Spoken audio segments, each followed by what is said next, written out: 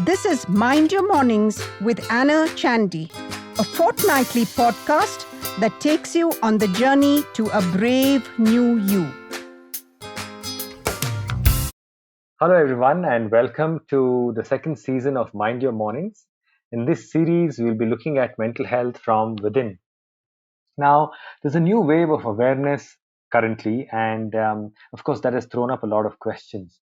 With the support of the team at Anna Chandy Associates, and of course, our gracious clients, we've decided to uncover some of the mysteries that are around the area of mental health. So, together, let's explore various perspectives from people who have experienced therapy, from caregivers, from therapists themselves, perspectives from perhaps a decade ago to now, and from Gen X to Gen Z. Hi, I'm Brian, back again with another conversation to discover a new perspective from behind or within the therapy room. Today, we are going to talk about the connection between mind and body. This concept is not new, it's well understood since ancient times. Neuroscience is proving it today. Most of us have experienced feeling good after a workout. Some of us felt a certain heaviness when we were sad. Others may have noticed feeling unsettled in the stomach before a flight or an exam or a presentation. Well, this is because our thoughts and feelings don't function in isolation. They make themselves at home in our organs, in the gut, chest, legs. These are some common experiences we have noticed. What else is our body trying to tell us, and how do we discover it? Let's ask Komal, who's a counselor with Anna Chandy Associates with a certification in mind-body medicine. We also have Manisha, her colleague at the therapy practice, who's joining her. Hi, welcome Manisha and Komal to Mind Your Mornings. It's great to have you both with us. How are you all doing?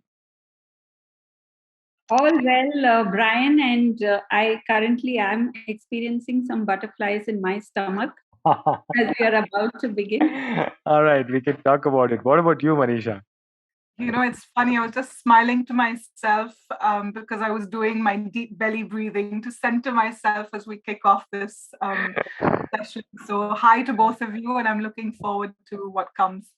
Perfect. That's a great start. Great point to start this conversation. So, mind body is not really new. It's something that's been perhaps handed down through the ages. So, can you talk a little bit about how the mind body connection has always been a part of our culture and ethos? Yeah, Brian. So, yoga is a great example, which is so embedded in our culture. Yoga is about connecting the mind, body, spirit. Yoga, of course, has a different connotation and meaning, but the techniques used, the asana, pranayama, and various techniques, is about, speaking a lot about mind, body connection. And of course, you have ancient Chinese medicine, you have Qigong, you have Ayurvedic practices in our culture again. So, yes, there are many ancient Eastern beliefs, cultures, and practices which inform us about the mind body connect. Great. Yeah. Komal, let's start with you. Tell us a little bit about mind body medicine and the concept, what it's all about, and really your journey with it. How did you start your journey, and what have you discovered along the way? So let me introduce you first to what is mind body medicine. So it's nothing but a set of techniques that uses the conscious mind Mhm. to directly affect the brain and body function. Got it. Because the underlying belief is that all our thoughts, feelings, and behavior have an impact on our physiology and vice versa. So, what are some of these techniques that we can use to, basically overcome maybe overactivation of what we call the sympathetic nervous system that gets activated as a stress response? And in today's age where there is constant stress, sometimes this part of the nervous system gets overactive and it has a negative impact on our physiology. So, how do we contain this overactivation and then stimulate the parasympathetic nervous system response, which is a relaxation response, which helps us calm and contain our stress and manage our stress better? Got it. So And what sparked your interest in this field? so that goes down to my childhood, where I had some unpleasant experiences of body shaming. I also noticed that, by the time I reached pre-teens, I had started to begun to stress eat, and my body did not respond obviously well to that, because it would be a lot of junk food. I would crave for junk food.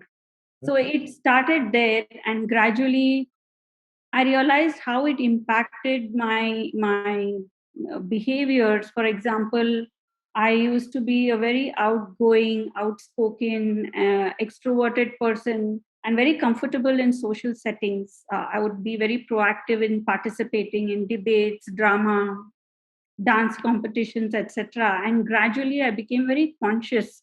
Right. And in retrospect, I realized that was perhaps social anxiety that I was going through. Mm. So, and then as I got into this profession, I always wanted to learn more. There was a hunger to learn more about this mind body connect. And finally, in 2020, I got the opportunity to train, under the guidance of Dr. James Gordon, who is the founder of the Center of Mind Body Medicine in Washington, undergo basic training where, as a student, I learned. And then I went on to take additional professional training so that I could teach these techniques to others. Got it. Interesting. What about you, Manisha? What sparked your interest in mind body, and take us through your learnings in this domain? I think I had a natural curiosity for it, probably based on my own personal experiences growing up, sort of childhood occurrences, things that happened in my childhood. And I'm a firm believer that somewhere in my body, the diabetes that came out that I developed in my late 20s was a manifestation of what was happening internally and emotionally. And I think with my TA journey over the last decade, it just sort of came closer and closer and closer to that point where my learning and what was happening internally kind of met. And this mind body was really just a manifestation of all of that learning and kind of bringing me to exactly where I needed to be. So I really feel like I was able to kind of open the lid and really delve into what was happening internally. And that internal function, that's the stressors, the things that were happening in me that I'd really kind of dimmed and turned off and kind of dulled and put into the background. So a lot of my learning led me to this course. And then when Komal said she was running it, I was first hand up, I'm going to be part of it. Because it spoke to me on a bodily level. It really, like, I just knew I had to take it. I had to take that course. That's interesting. So both of you, I think, it stemmed from what went on within your own bodies, and growing up, and it's interesting that you decided to sort of delve more and discover more about this field. Komal, I want to ask you, this concept of the connection between mind and body is not really new, but what makes it so pertinent to what's going on today? What has brought about the relevance to our current context? I think, like in ancient times, where there was no tech, there was relatively lesser distraction. There was always activities that we did where we could connect more with ourselves. I remember in childhood going for picnics, and not that we don't do it today, but it's not so frequent. We are more glued to tech, and we are so externalized today that there is almost like a fear of connecting with self, because it's uncomfortable. It's uncomfortable for all of us to, face our shadows, let alone embrace them. So there is so much of a disconnect today. So I think it's even more relevant today, because mind body techniques help us make that internal connect in a very gentle way, gentle and compassionate way. And actually, the whole process, I think Manisha can vouch for it, is quite an empowering process. Right. That's It really interesting. is. Yeah. Go ahead, Manisha. No, I think I just wanted to also point to the fact that this process of the 6-week course that Komal took us through, it was very reflective. It was very personal.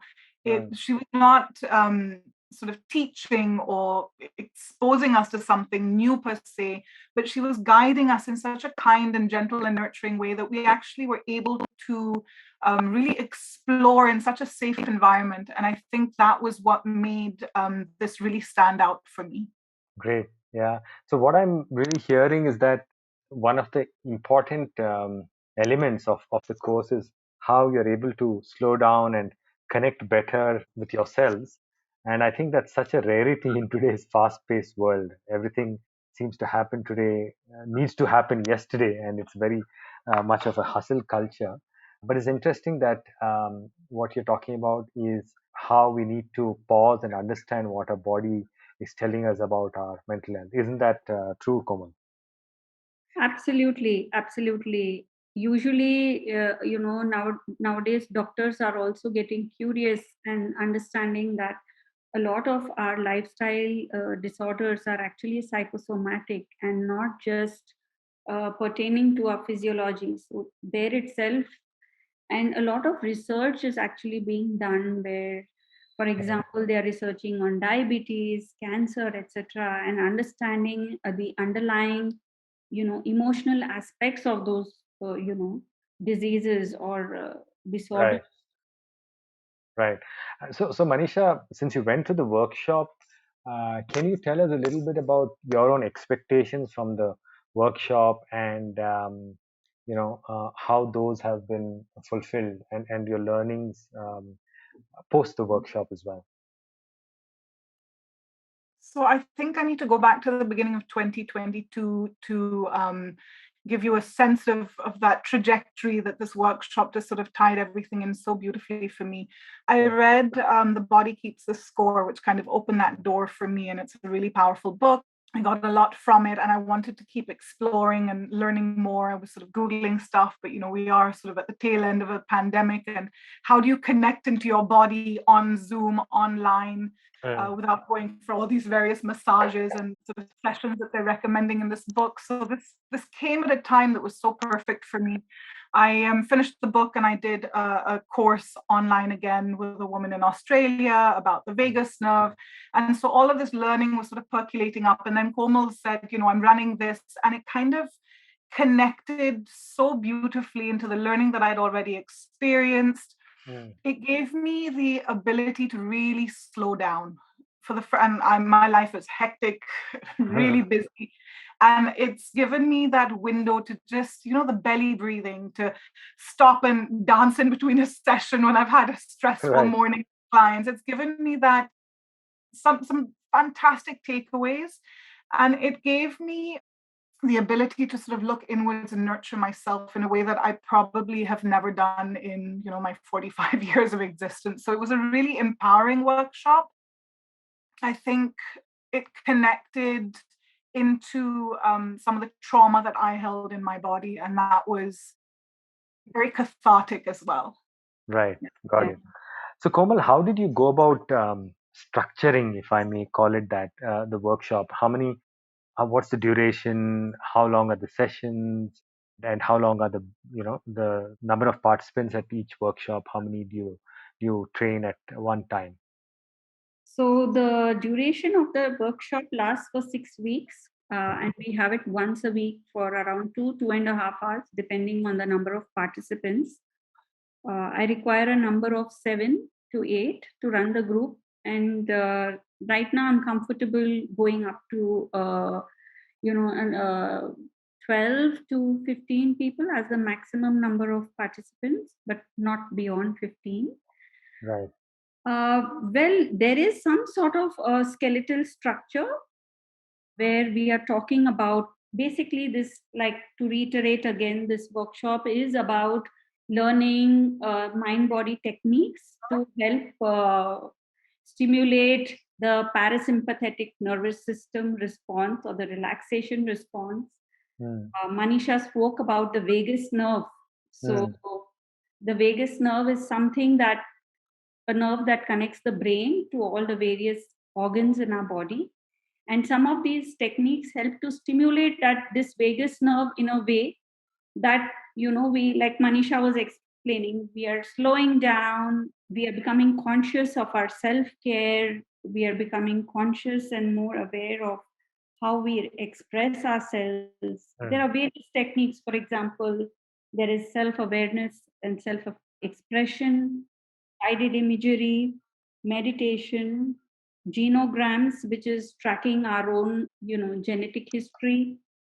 There is nutrition, and there is autogenics and biofeedback. So we are learning all these techniques in the workshop. Again, to reiterate, there is some basic skeletal structure, but there is no.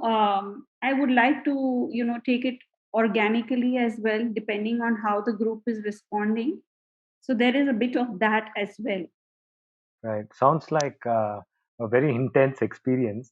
Manisha, I want to bring you back in here, and can you talk a little bit about your own favorite modules within the workshop? Which modules did you really enjoy, and which were some of the more difficult ones as you went through the training? I enjoyed all of it, but to be Right. very specific, one of the most difficult things, strangely enough, was being open enough and carefree and in my free child enough to be able to just stand up and dance in front of everyone on the screen. That was actually quite liberating. So I enjoyed that. It's something I've taken away from the sessions. Another thing that I do a lot is tapping to sort of invigorate myself into a session. The imagery, the guided imagery was really, really powerful. And the drawing activity that we did sort of the past and the present, future, the sort of various aspects that we looked at there, that was an eye-opener. When I looked back at those images, I thought, wow, this is really impactful. Mindful eating, again, something that someone like me who tends to comfort eat, was it really impacted me. I actually lost weight after I did this course, and one of the things that Komal had noticed and pointed out to us in the sessions, and I've been using ever since, is that moment in the evening when I want my little snack while I'm watching TV. I do that belly breathing, and snack passes, and I carry on with my evening, and I feel very proud of myself at the end of the day for my healthy choices. So it really impacted me on so many different levels. It really spoke to my inner child that was able to kind of be heard and be seen and kind of nurtured. It spoke to the part of me that actually I was able to connect how the physiology of diabetes works in my body and how the emotional and stress components kind of feed into that. So I had some massive, massive takeaways. And one of the things that was really impactful for me is I was actually scrolling through my messages before we were sitting to have this chat. And I was looking at, each session that we had, Komal would sort of ping me afterwards and say, you must take this to therapy. And this was really impactful. This was really powerful. So I was able to then take that train into therapy sessions and have some massive insights, which again, not just impactful in my day-to-day life, impactful for my exam that I'm writing. It had such a massive knock-on effect into so many different areas of my life. So I've come away with a slightly geeky love of specific nerves in my body. I've come away with lots of insights and reflection, and that meditative work that we did around a lot of the practices that she taught us were really impactful as well for me. Great, fantastic. Komal, is this similar to the experience that some of your other trainees have felt after their training? What are some of the takeaways from the workshop that your trainees have felt? I think the common feedback that I got was about the breath. There's certain breathing exercise that we learned, which all of them found quite useful for them in their day-to-day life, in overcoming stress and in becoming more aware. Well, for some of them was overcoming some unhealthy habits. For some of them, it was giving permission for themselves to express themselves. For some of them who were professionals, it was about taking this knowledge forward. And for some, it was about using those techniques at a very personal level. And some of them wanted, some time to say, okay, we need to sit with this. We have learned, but we need to strengthen our practice.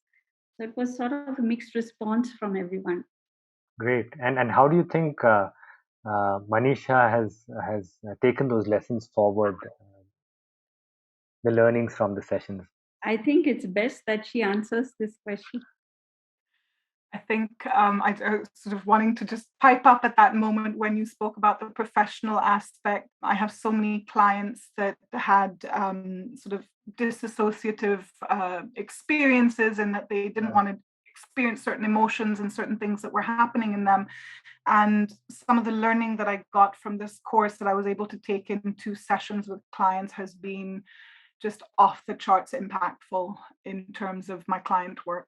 So it's really kind of pervaded every aspect of my life. It's really come into professional and personal and all, parenting with my kids. It's Right. come in everywhere. Great. So, Komal, how do you see the future of, in what areas of their lives do trainees apply their learnings in both? Manisha talked about how she applies it professionally in her work as a therapist. She also talked about how she applies it in her personal life. So, I just want you to talk to the future of the learnings that are imparted in this workshop. How do people benefit, and where do they take it? I think they take it to, various spheres of their lives, like, be it in relationships, their professional lives, for them to, like I said, connect internally as well as externally. Example, one client reported that she was able to connect better with nature. For me personally, I'm able to, sort of self soothe to a large extent some of those traumatic experiences that I've had in childhood and sort of overcome them. I'm still work in progress. I think for different people, it's different experiences. But on a larger, from a meta perspective, I spoke about CMBM. It's all about working with the post traumatic effects after war. So currently they are working with the war victims from Mhm. Russia and Ukraine. Mm. So specifically, these techniques can be very useful for PTSD, and complex PTSD. So from a wide range of, from say addictions to PTSD to just connecting with self, combating symptoms of anxiety, depression, wide Got it. range of issues, interpersonal relationships. I think my colleagues, myself, some of the Right. people who have learned under me, I think to each his own. Great. And do you have a certain profile? While you mentioned the reasons they come to you for the workshop are different, do you have a certain profile, a particular age group that you'd encourage people to be from to take this workshop? So, since I'm not qualified to work with children, Mm. but I have known people who work with even school children and teach some of these techniques to children, to the entire age group of the population. So Right. this program can be really for anyone who understands and is able to participate in this program. Right. Excellent. So what you're saying is that it's really for a range of people, and people connect with certain modules or certain aspects, but there's certainly a takeaway from for everyone. Clearly, it helps them understand themselves better. They are enabled to establish a better connection with themselves and others. Because I think, as Manisha pointed out, there are personal benefits, and then there are the professional benefits. There are interpersonal benefits. So it's clearly a wide range of advantages in taking the workshop. So that's great. Wonderful. Thank you, Komal and Manisha. It's been such a pleasure and a wonderful experience talking to both of you. I hope to attend one of your workshops soon, Komal.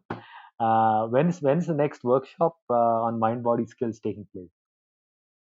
So I think sometime, maybe in the last quarter of the year. But if anyone is interested, they can connect with our office or Right, write to annachandy.com. Look up the right. website and write to them, and they will receive all the information they need.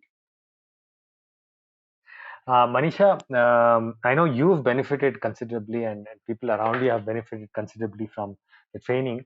Have you managed to rope in some of your family members or your colleagues as well to experience the benefits of mind body training?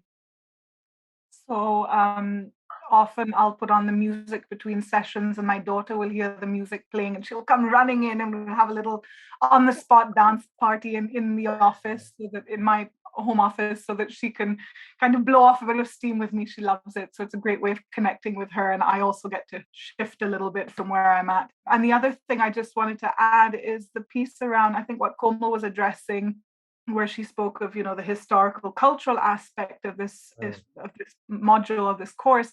It's a very reflective inward journey. It's for people who really want to take it to, when you're peeling back that layer of the onion in therapy, it's a really sort of personal journey that you go on through this course, where you really kind of go in a layer or two to really kind of start digging internally. And I think that's why the body connect is so important, because some of the stuff that's not happening intellectually is happening on a physiological level. And this module really allows you to connect there. Great point, Manisha. Yeah, I think you really brought out that aspect of integration really well with that point. Thank you. This is Mind Your Mornings with Anna Chandy, a fortnightly podcast that takes you on the journey to a brave new you.